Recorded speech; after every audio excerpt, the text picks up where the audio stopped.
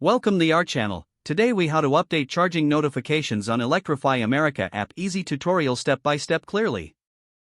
Open the Electrify America app on your mobile device. Log into your account if you haven't already.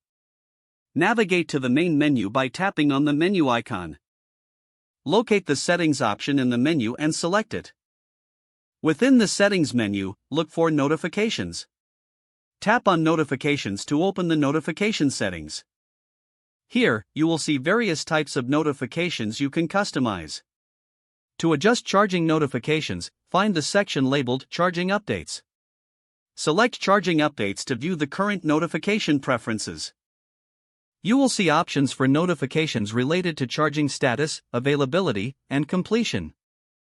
Toggle the switches to enable or disable notifications based on your preferences. If you want to receive specific updates, ensure those options are turned on. For more customization, check if there are any additional settings for notification sounds or alerts. Once you have made your selections, tap Save to apply the changes. Exit the settings by going back to the main menu. Your charging notifications are now updated and customized to your liking.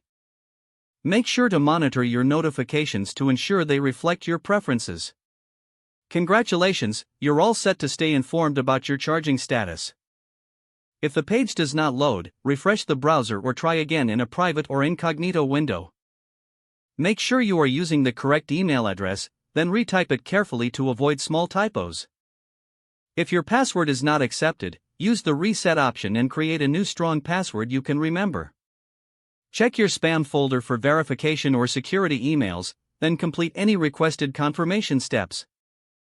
Enable two-factor authentication if available to improve account security and reduce unauthorized access risk.